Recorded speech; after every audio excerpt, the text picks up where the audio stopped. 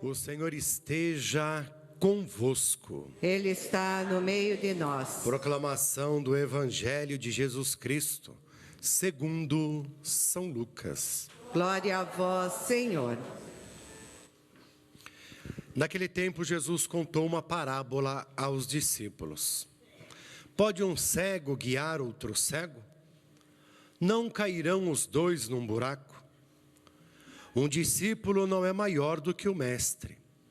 Todo discípulo bem formado será como o mestre.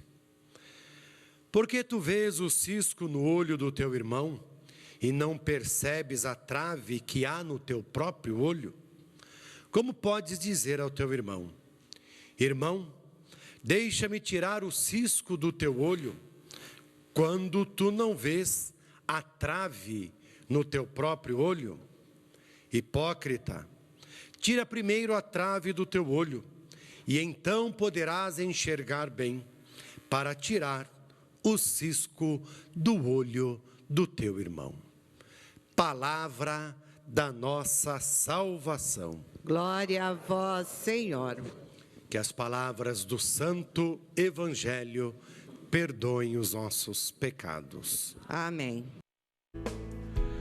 Muito boa noite, muito bem-vindos aqui neste Madrugada de Bênçãos, que hoje começa um pouco mais tarde, dada a programação política das redes. E assim, nós entramos no ar às 10 para meia-noite. Então, até a eleição, o nosso horário vai ficar um pouquinho mais reduzido e entraremos um pouco mais tarde, além daquele costumeiro que é às 23h30.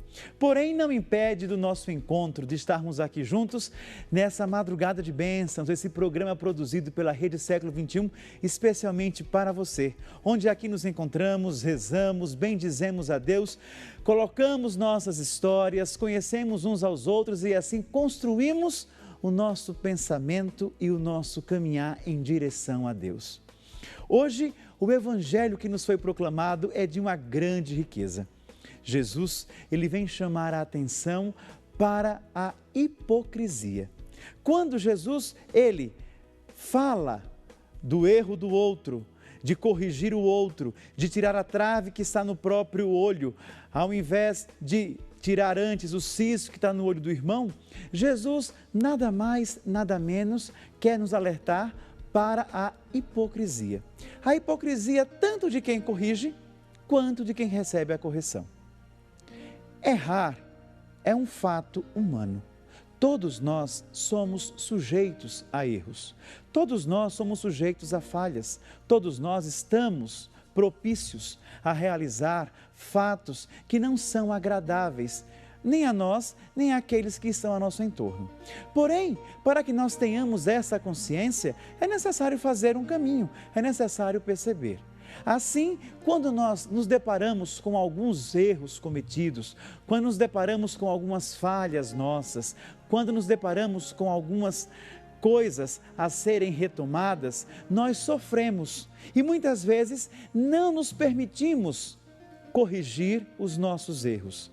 Algumas vezes queremos camuflar ou justificar aquela nossa ação involuntária que não nos faz bem. E aí, a nossa tendência qual que é? Culpar sempre o outro. O outro é o culpado. Já nos diz o grande filósofo Sartre, o inferno são os outros. Mas será que isso é verdade? Será que de fato o outro é culpado pelos meus erros? Acho que não. Por quê? Porque os nossos erros, eles trazem consequências primeiramente sobre nós e consequentemente sobre aqueles que estão à nossa volta. Os nossos erros, eles fazem o sofrimento cair primeiro sobre nós e depois a quem está ao nosso entorno.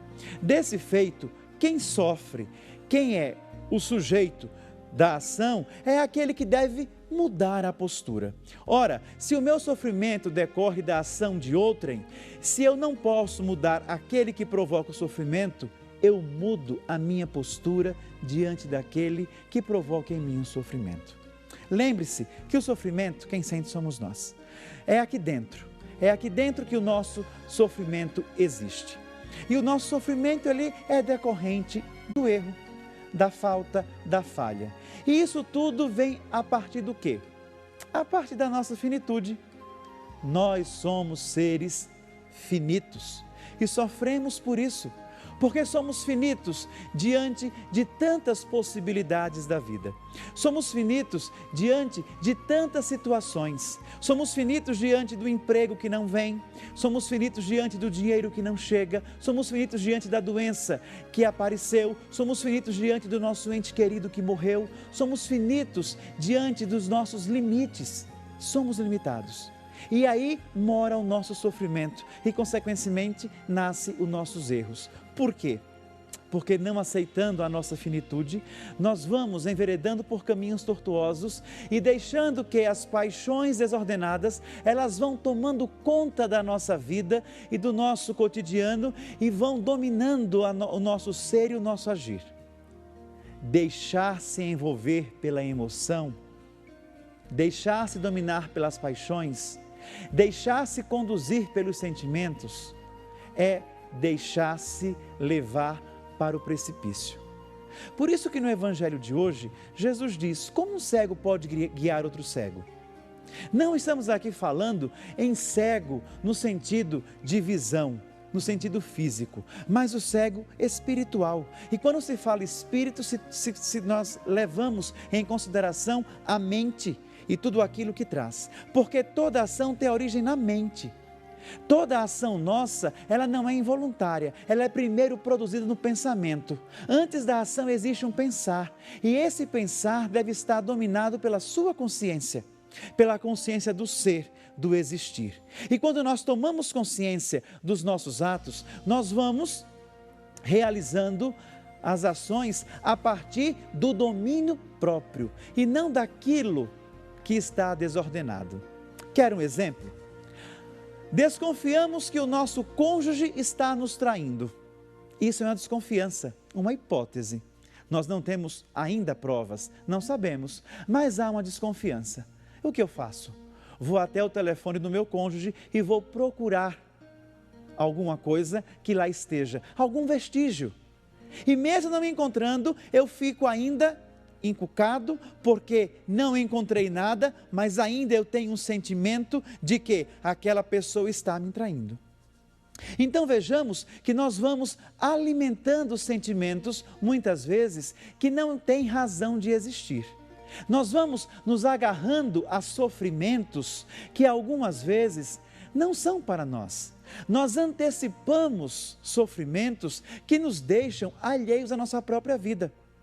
Por isso é necessário termos consciência de onde somos fracos e onde estão os nossos erros para que nós possamos corrigi-los.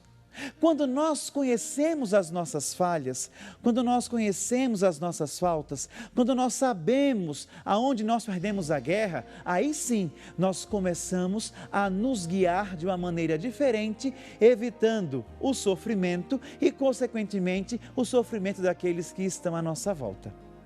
Lembre-se, você é dono do seu agir.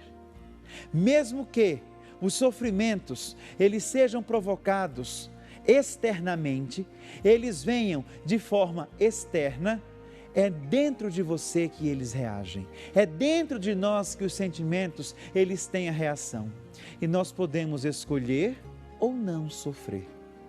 Escolher sofrer é agarrar-se ao sofrimento e permanecer com ele. Escolher não sofrer é acolher esse sentimento, avaliá-lo e colocá-lo no lugar. E aí sim, tocar a vida adiante. Nós não podemos permitir viver no erro eternamente.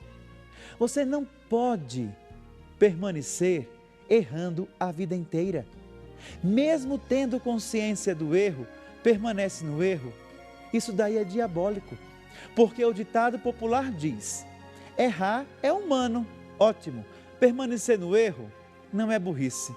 É diabólico, porque somente alguém que está envolvido pelo sentimento diabólico pode se permitir continuar errando, porque o diabo é aquele que nos retira do caminho correto. O diabólico é aquele que nos separa da nossa meta, é aquele que desvia o nosso olhar do nosso caminho para pegarmos atalhos. E quando nós tomamos os atalhos da nossa vida, nós acabamos nos perdendo. Acabamos tirando o olhar do nosso foco principal e aí deixamos de lado a nossa seiva vital para nos alimentar dos atalhos que só nos trazem galhos, ciscos e desafios mil. Para que permanecer assim? Se você identifica um erro na sua vida, se você identifica uma falha na sua vida, por que não corrigir? Por que não mudar? Sempre há tempo de mudança. Nós não somos seres estáticos, nós somos seres em movimento, estamos em transformação. Deus está constantemente nos criando e recriando. E para nós, seres humanos, aquele ditado popular que diz que pau que nasce torto nunca se endireita, não cabe. Para nós, seres humanos, para nós, filhos de Deus, para nós, gente, nós sempre temos uma nova chance de retomar a nossa vida e corrigir aquilo que sempre fizemos do mesmo modo. Se aquilo que eu fiz sempre do mesmo modo não me levou a lugar algum, por que eu vou insistir em permanecer do mesmo jeito?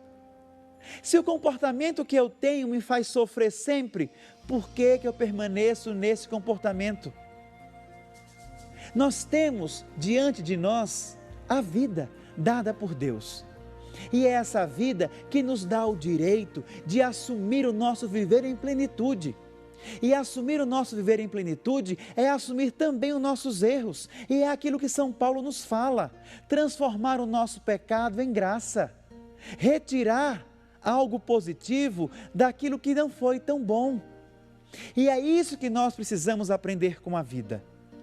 É isso que nós necessitamos realizar conosco mesmos. Nos dá nova chance de sermos felizes a cada dia e não desistir de nós nunca, porque Deus não desiste de nós.